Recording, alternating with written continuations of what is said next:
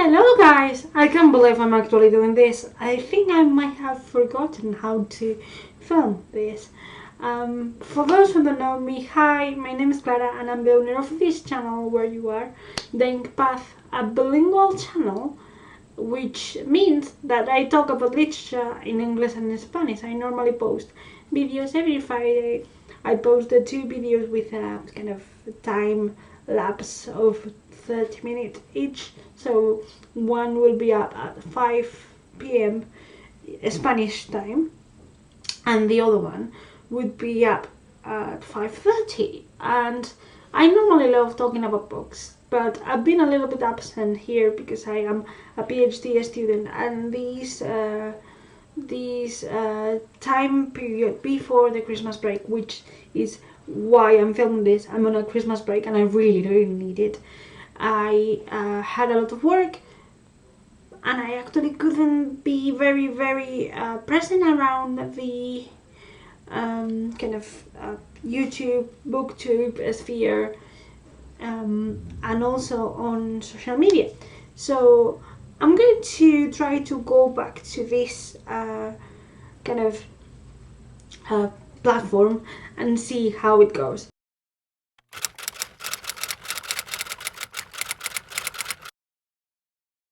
Today I'm going to do a little bit of a chatty video because in the 3 months that I've been away, I've read a total, I completed and succeeded in my Goodreads goal, which I'm going to talk to you in a minute.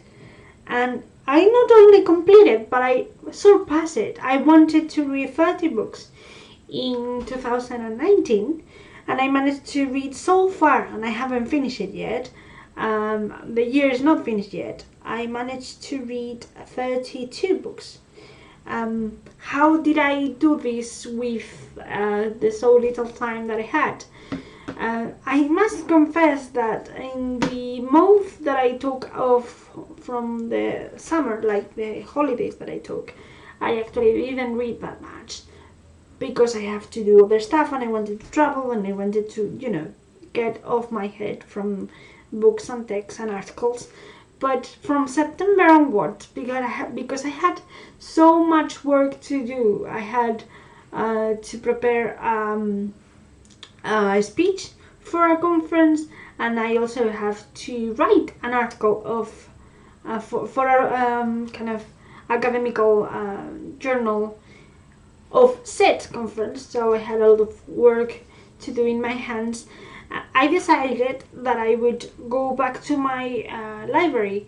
When I used to live in England, I used to live in Brighton, and I had a really nice university library, which is set in the University of Sussex, which is my kind of English university, is my second kind of study home, to say. But I also used to go a lot to town. I used to go to Brighton and visit the Brighton Library, which is way smaller than the original university library. But because the university library holds so many books of some different fields, I still consider the Brighton Library, the city library, very big, because the ones that I'm normally visiting here are quite smaller. So I decided to, over the summer, because I had the opportunity to go back to my city, I had the opportunity to visit Brighton again. I decided I wanted to renew my library card from the library of Brighton, set in Brighton. So I asked the staff there, if I was able to do it, and they actually talked to me about a service that they now have that is not sponsoring this video, not the university, not the other library, and not this program, of course. They told me about this service that they have, where you can actually rent or to borrow, better said, you can borrow audiobooks and ebooks. So I decided to give it a go, because here in Spain it's quite difficult to find audiobooks. It's more common now, it's more profitable, I guess, but it's more of a subscription service. and I am not in an economical position where I can actually pay another subscription to things. So I decided to borrow the audiobooks in the same way I would borrow from a library. So when I had so much work to do, I started listening to audiobooks in my free time, or when I was doing something that I actually didn't have to focus on reading another material. So that's how I managed to finish my reading goal, apart from reading for school and my PhD and stuff like that. So thanks to that, I managed to go back to middle grade. I managed to listen to classics as well. I managed to dip my toes in different genres that I don't normally read. So, for example, I read City of Ghosts by B. Schwab through an audiobook. I also read Dracula or Little Women because I wanted, for example, in the case of Dracula, Dracula is a classic that is always like haunting me because I have my physical copy in Spanish and I've tried to read it like 3 or 4 times, but I managed to grab the BBC audiobook from the Brighton library, and I fell in love with it because it was a dramatization of it. In the same sense, I listened to Little Women in preparation of the film because I want to see the film when it's released in Christmas. So I wanted to reread it, but I didn't have the time to actually take my chunky book, my beloved book, out of the shelves. So I decided to listen to the BBC radio dramatization of the said book in the same way I did with Dracula, and I really like it. I also read, for example, romance books that I normally don't read that much. I read, how it's called? I read, I need to check it because I normally get confused. The Flatshare by Beth O'Leary. I also read the acclaimed Circe by Madeline Miller. I listened to it on audiobook, read by Perdita Wicks, and fell in love with her acting and her reading kind of voice, and I love it. And I now want to own my physical copy of Circe. I also read more kind of serious stuff for methodological purposes, but I go back to listen to radio dramatizations in Spanish, and I went back to Sherlock Holmes' old cases. I listened to, I believe there were 2 short stories and a novel dramatized, and the novel was The Sign of 4, and the other ones were like small cases, but I really like it. I listened to a radio dramatization of Rebecca by Daphne du Maurier, who is one of my kind of classic pieces of thriller that I wanted to read for like 2 years or so, and I really like it. I listened to At the Turn of the Screw, I believe it's called, by Henry James, and I adore it. I was very scared with that dramatization, but it was cool. During these months, I actually had very close in time the opportunity to go to 3 kind of literary events that I wasn't even planning on going. The first of them is actually the first Lig Bardugo signing that she did in Spain. Lig Bardugo, as you probably know, is the writer of the Grisaverse saga, or world, better said. I have the original saga, the original trilogy now, even though I only had read the first one. So I knew that she was famous, and I knew it would be crowded, and because it would be crowded, the publishing company proceeded in a way I wasn't expecting to go, but now I understand. What they did was, like, because it's going to be very crowded, we're going to give you tickets to the signing, and if you want to participate, you have to write us in a certain date, in a certain timing, and we will grant you tickets for the event, which is great. But when the date and the timing was posted, when they announced how they were going to make it, and when that kind of email tickets mailing list would take place, I was working really hard on a conference that I had to make, on an article that I had to prepare, and I actually didn't have the means of contacting the publishing company, because I've decided to delete all my kind of social media accounts for the meantime, because I needed to focus on work. And just like that, I miss it. And when I discovered that this opportunity was gone, I decided to just risk it. It's like, I'm going to go, and if there's a lot of people, I will just go away. I will go for a walk and do something else, just for trying. And when I get into the queue for the signing, there were only a couple of people in front of me, so I decided to give it a shot.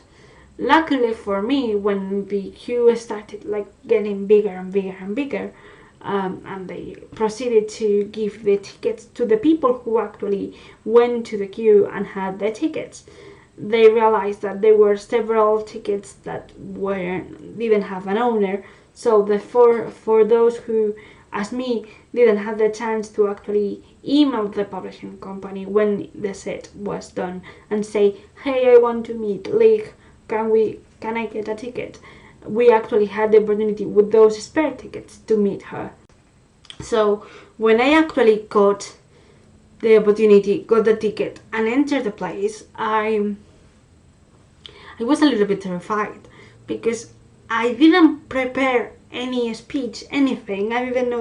I knew I wanted to tell her that I adore the Darkling, even though I would probably pronounce it wrong, and I would probably trip on my tongue, and I was a little bit nervous about it. So I only managed to tell her that I am reading her books because of a friend. Because yes, it's true, I started reading the original trilogy because of Sam from Thoughts on Tomes, but I decided to push it through to buy the rest of the books, thanks to another friend who actually gave me the third book in the trilogy, because I didn't have it. So I just bring her my book, the book that I have read, the first one, and enter to his room. And when I entered there, I discovered that the kind of venue decided that the table would be placed a little bit higher than is normally placed. So I had a step like this to jump. But my wheelchair, because I'm in a wheelchair, cannot jump those heights. So I decided to go as closer I could from her.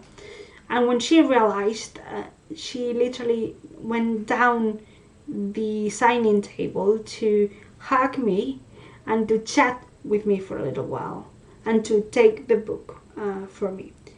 So when she said like, hi, how are you, and hug me, I was like, okay, cool. I wasn't prepared, my brain wasn't prepared for that. Not because I don't like hugging, I love hugging, but I know how kind of non-Spanish people sometimes, because of cultural differences, are less huggy or less physical contact type of person. So I was a little bit taken aback, because I was like, Clara, you love hugging, but maybe she doesn't. So control yourself. You only have a few minutes. And I was overwhelmed by the feeling that I actually could chat with her. She took my hand and she was chatting with me at the same level as I was. I know that for some people, physical contact is not important, but for me it is. For me it's important because I already have a barrier that it's pushing me away from those I want to have a relationship with. The wheelchair acts as a physical barrier because sometimes I don't reach the places or the people I want to be in contact with. But also a psychological barrier. People don't come to me or don't chat with me in the kind of normal way ordinary people would with other non-disabled people. And those are kind of small changes, small ticks that you notice when you're chatting with people that normally hasn't or haven't treated with people like me. So the fact that she went down the table and chat with me and hug me and say, do you want me to sign the book, and take the book from my hand, and she said like, do you want a picture with me? And it was like, yes, because I was a little bit overwhelmed just by the closeness of that and the empathic person that I was talking to, because not a lot of people realize that you are talking with someone who is at kind of high disadvantage from you. She went down with me, she kneeled a little bit without kneeling, she leaned forward, so we were like chatting at the same eye contact level, and that was lovely. That was very important, because for once in a very long time I wasn't talked from kind of afar.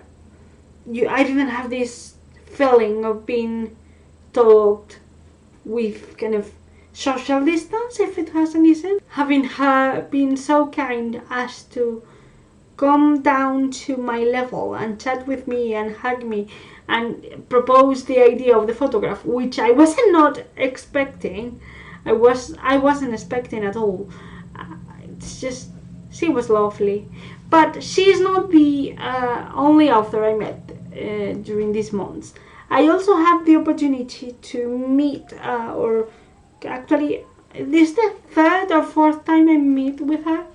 I met my favorite Spanish author, who is Victoria Alvarez, and she was presenting the end of the trilogy I know her for, and I was bringing my friend, the one that bought me the first book, well, no, the third book, the third book in the Grisaverse universe, in the original trilogy. I was bringing her with me because she started reading Victoria Alvarez because I recommend her to this friend of mine, and she was over the moon. And I love this meeting because even though it was briefer than the Lake Verdugo one, I wasn't in a very big mood.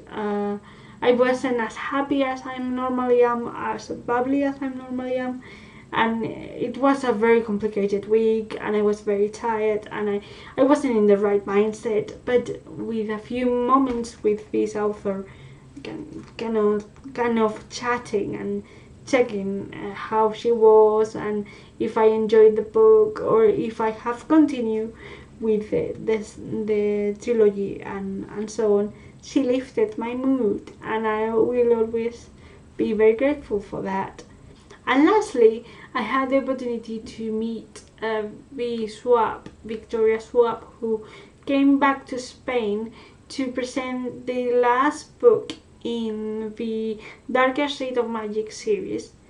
The last book was released here I think in November, so I wanted to go to the signing, but I also saw the opportunity through Instagram of meeting her in a more private setting with more people, but not as many as in the regular signing, and I decided to try.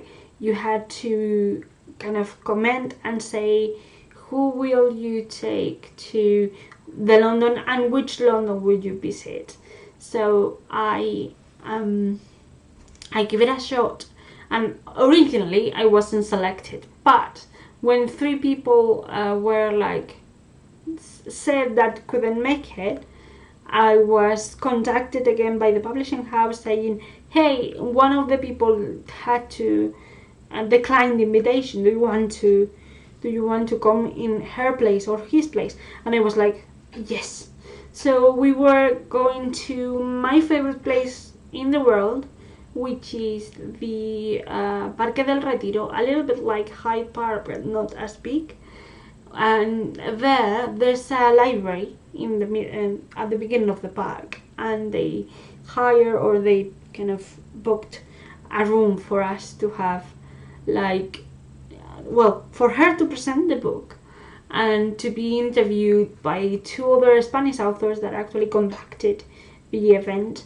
And it was where the signing, this kind of private signing, was taking place.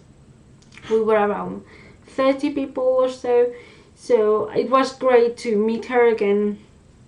And I was a little bit worried because the first time we met in over the summer, when she came here to the Spanish book sign, kind of not book signing, book fair. She came to the most important book fair in Spain, and I wasn't very sure if she reminded me because we were chatting, and I recall that when I passed her my card of this channel, she recognized me from Twitter, because sometimes I tweet her and sometimes she replies when she can, and this kind of Twitter lovely interaction that we may have. But when she did, I was very moved, and I explained to her, like, I know that you're presenting a book in Spanish, but I actually have this kind of deluxe edition that the UK publisher released. But it's also signed, because you signed it before it was sent to me, but I wanted to know if you mind signing this. And it's like, oh, I dedicated to you, that's alright. And she was really nice, so I decided to give it a go and explain to her again, like, I know that in the book fair we couldn't chat as much as I wanted, and I asked you then if you were like the hugging type of person, because, as I said before, physical contact for someone that is normally very far away from the people she loves physically, it's very important. And because I admire Victoria so much, I explained to her, would you be so kind as to hug me? Or if you're not okay with hugging me, that's alright. And she actually did. She came around and gave me a real long hug, and we actually did take a picture of us together. And it was really funny because she reminded, and I love this, she remembered that when we were in the book fair back in June, because I couldn't reach where she was, I just let my hand on the table where she was kind of signing my book, and she understood and took my hand, because it was the only way I could have proximity with her, because of the stool was very high. And she did the same during the signing. It was just a small contact, and I don't need that contact in that context, but it was really nice for her to remind. I actually have the opportunity, and I thank Victoria for answering my question. Hi Victoria, if you're watching this, thank you for giving me one of the most simplest advice, but more effective that I found. And I'm starting to do this kind of 5 minute rule that she gave me, because, as you probably know by now, I want to be a writer, but I don't have the luxury of having spare time to dedicate to the novel. So she told me, like, okay, you don't have free time to write right now, but take 5 minutes each day to connect with the novel at some point, whatever point you want, or to think or brainstorm or planning, whatever you need, and take that time to go to your novel and to reconnect again. And I was very moved, so thank you for the advice. It's very simple really, but it's very effective, and I'm trying to do that every single day, reconnecting with it. Because I'm now on a break, I will probably do it more often. I will have more time to do the biggest reconnection part now, and take the breaks from the 5 minute breaks more regularly and more time actually. So that's cool. All of this to say that meeting your admired authors, the people you admire, is very important. Not only because it helps you to be calm and better when the days are kind of not kind to you, but because sometimes small gestures as stepping down kind of a table or leaning to make a kind of hand contact or just hugging someone or giving a piece of advice or making sure you are nice and that you're not very wet from the rain and that you're having a great day. It's very important. I mean, it's really weird because you don't know what you need to feel lifted again.